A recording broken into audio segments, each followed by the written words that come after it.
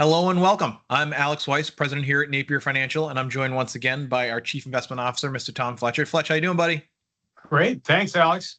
Appreciate it. So, yeah, and for those who hadn't heard us before, we're just here to talk a little bit about high-level topics on the markets. And let's put an official timestamp, Tom. Looking over here at the calendar, it's the afternoon of August 4th. With so much changing, I want to make sure that everyone knows exactly when I'm recording this. With all that said, Fletch, what are you seeing in the market these days? Thanks again, Alex, for the introduction, and hello, everyone. Welcome again to one of our investment updates. Well, as Alex alluded, we do have a very active market on our hands. If you were only looking at the S&P 500, you'd probably think the last month or so has been a sleeper.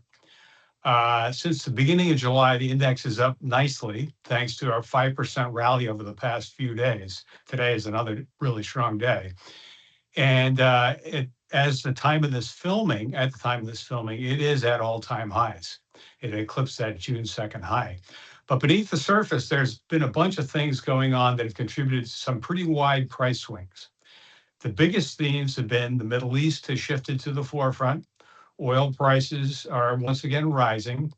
Treasury yields have been moving higher, and tech stocks, which have been leading the market for most of the past 5 years or so, had another bout of volatility. So let's begin with what captured much of the attention over the past several weeks, and that's the Middle East. Just when you thought the worst was behind us, the back and forth military strikes between the US and Iran continue to contribute to uncertainty, and shipping has once again slowed to a trickle in the Strait of Hormuz. And as a result, oil prices have been extremely volatile. Brent crude, which about a month ago was trading near pre-war levels of about $70 per barrel, briefly climbed above $100 a couple of weeks ago as hostilities intensified, and are now down back around $80 at the time of this filming on renewed hopes for a negotiated settlement. Oil prices matter because they touch so many parts of the economy, and higher oil prices also have the potential to reduce discretionary consumer spending.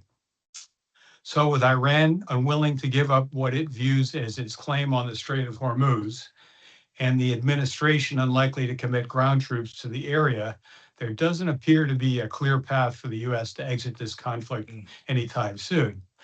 Adding to that uncertainty has been the on-again, off-again news cycle of potential diplomacy. Ultimately, we believe that both sides will have incentives to reach some form of a negotiated agreement. And if and when that happens, and Iran is eventually able to export oil more freely, as we'd expect, we'd also expect energy prices to come down potentially below pre-war levels and give the Fed some breathing room on inflation. Now, speaking of inflation, while higher energy prices may be the biggest near-term risk, it's not the only factor. You have ongoing tariffs, again, the enormous amount of AI infrastructure spending happening now, and a labor market that's tightening up a bit recently. And all of these are contributing to price pressures.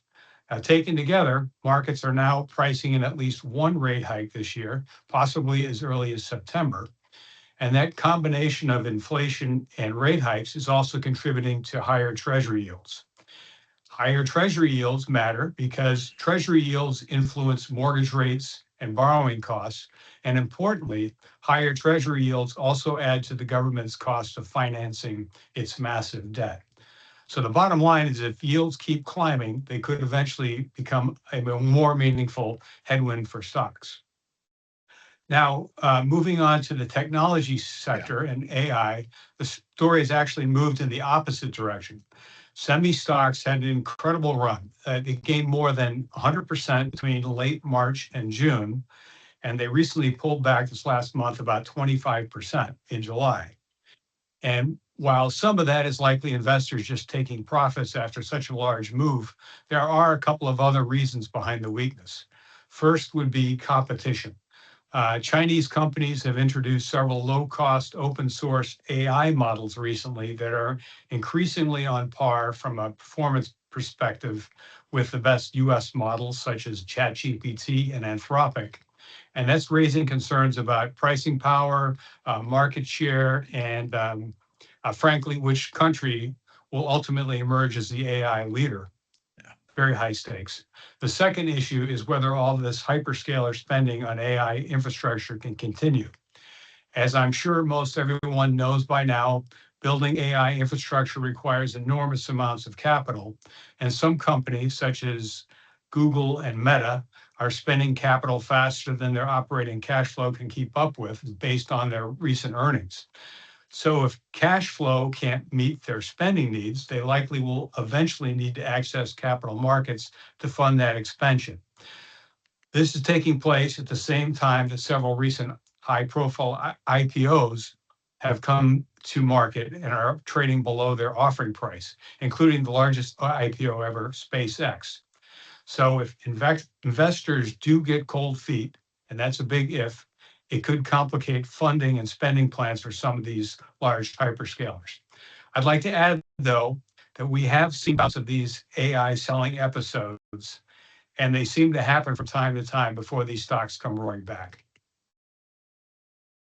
I gotta say, Fletch, feels like there's more going on now than for a sleepy summer than normal. So thank you for all that. But taking that consideration, what do you see the outlook going forward for everybody?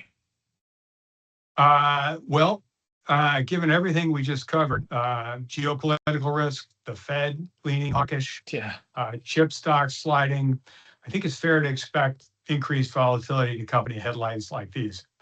We also have midterm elections right around the corner, which also could impact stocks. But here's the important takeaway for us. Markets have generally treated all these potential pitfalls more as disruptions to monitor and not events that are likely to derail the broader economy and the stock market. As I mentioned earlier, the S&P has actually held up remarkably well. And while tech and semi names have pulled back, money hasn't appeared to leave the market. Instead, it's rotated into other sectors, which we'd view as a healthy sign that participation is broadening out beyond just a handful of names. So while there are certainly some headwinds developing, we don't think they're changing the bigger picture.